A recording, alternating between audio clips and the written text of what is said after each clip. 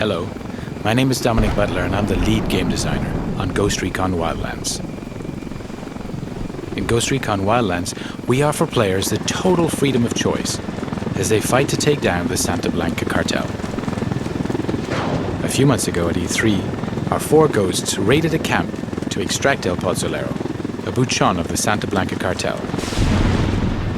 Today, we want to show you another way to play the same mission, taking a stealth approach and using the cover of night to our advantage.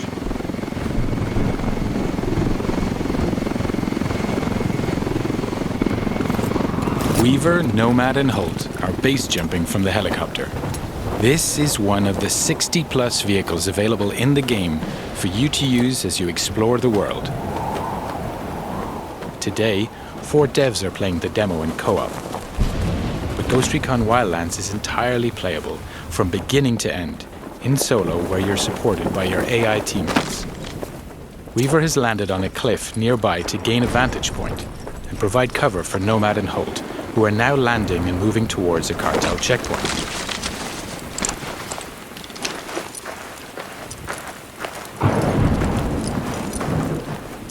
All 4 ghosts are now on the ground. Midas will regroup with the others in the camp. Ghost Recon Wildlands features a complete day and night cycle, as well as a realistic weather system which both have an influence on gameplay. Here, for example, nighttime with rainy weather is a perfect combination for a stealthier approach. Ideally, we want to gain access without alerting the cartel, so it's time to be creative. The ghosts know that this truck is being used for local deliveries. If they can take it, they can use it to get into the camp without raising suspicion. Our ghosts are getting into position, now tagging their enemies and identifying their targets.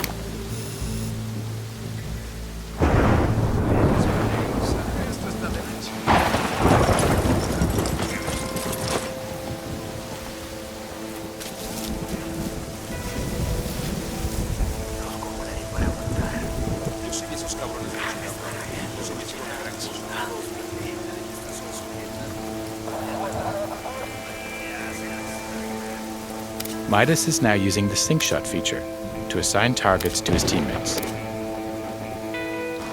The sync shot makes its comeback in Wildlands and is the perfect feature to coordinate your action with your team. Here we go. And that's a perfect execution. Playing solo, you'll be able to issue simple orders to your AI teammates to achieve the same deadly result. Now Nomad and Holt are going to use the truck to get into the camp without being detected.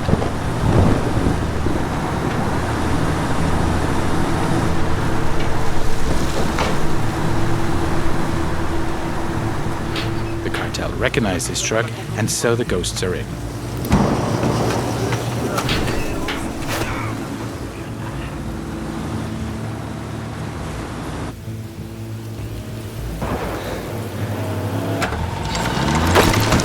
Holt has jumped out of the truck and is preparing a possible exit strategy by placing some C4.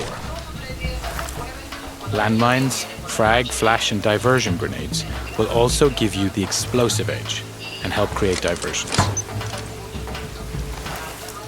With more than 50 weapons available in the game that you're able to use and customize with hundreds of different attachments, it's up to you to choose the right weapon for the job. Each of them has its own ballistics model with piercing, dispersion, and bullet drop.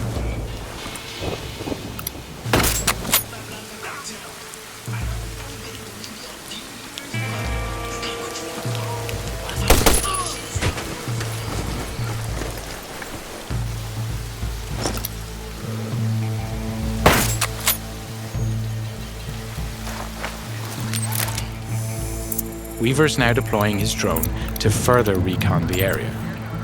He switched to thermal vision to easily detect local targets. Other special upgrades can be added to the drone too, including an EMP pulse that deactivates electronics, a noise generator, or high explosives.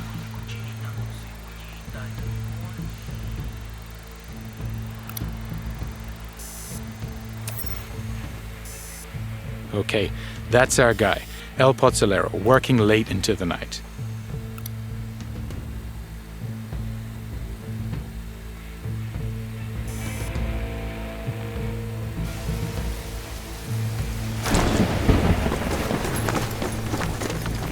Now that we have his exact location, Nomad is going to park the truck near to the target. In order to complete your mission, coordination and communication are key.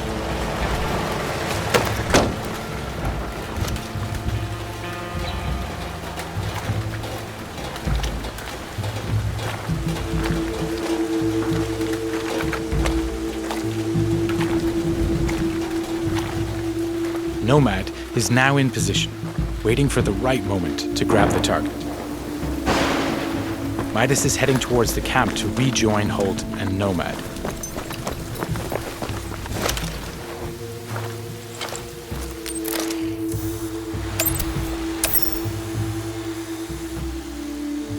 Weaver has located the camp generator with his drone.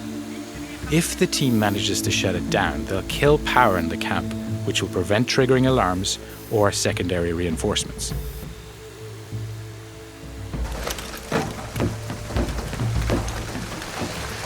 Midas is now making his way into the camp, avoiding the patrols en route to the generator.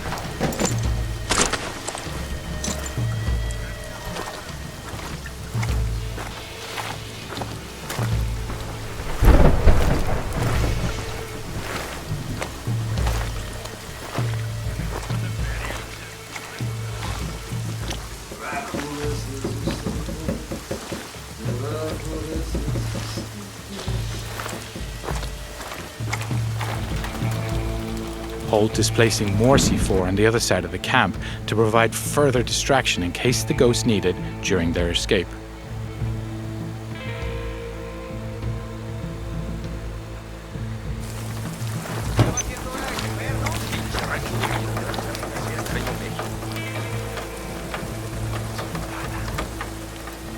The diversion grenade is another great tool that can be used to distract enemies.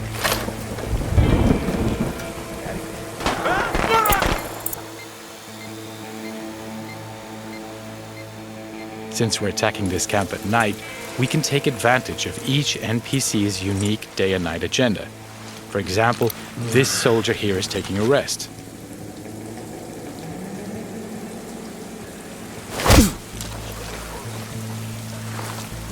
Back to Midas, who's keeping a low profile to avoid being detected.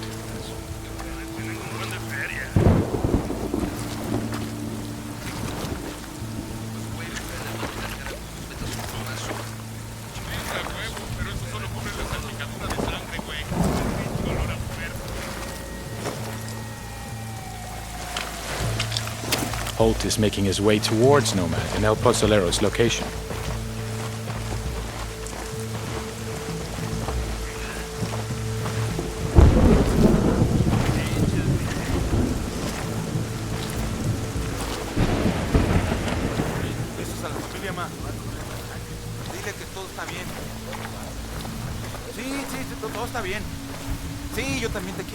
Making sure you don't leave bodies to be discovered is key to preventing the camp going on full alert. You can grab and drag your enemies away from the patrol path, so when you knock them out, they're out of sight.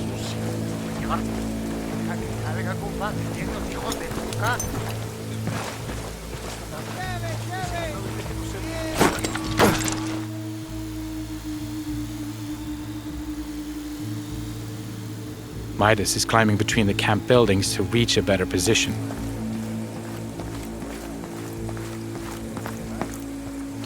All the while, Weaver continues to provide cover.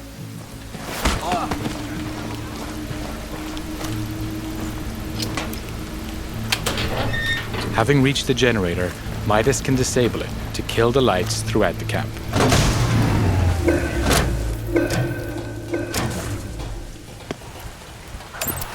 Nomad has activated his night vision to get closer to El Pozzolero. Now, while enemies don't have night vision, they will become suspicious as to why the lights are suddenly out. Now, we need to extract our target from the camp. The enemies are now alerted by the noise and are trying to find its origin.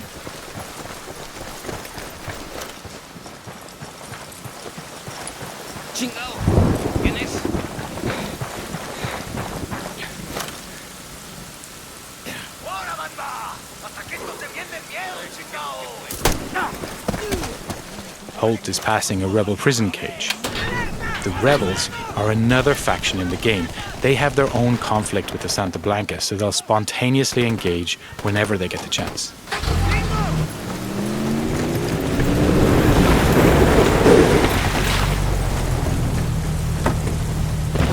Nomad has just put our target into the truck and is moving towards the exit.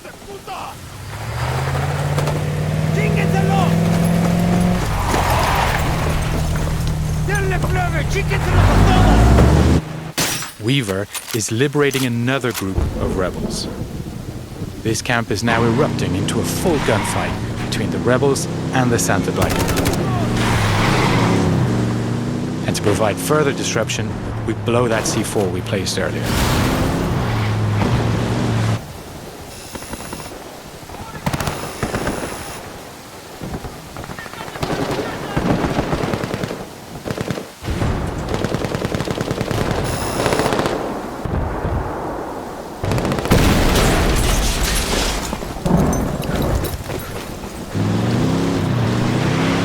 Weaver is now headed to rejoin the others, clearing the last of the Santa Blanca in the wild who were attracted by the gunshots.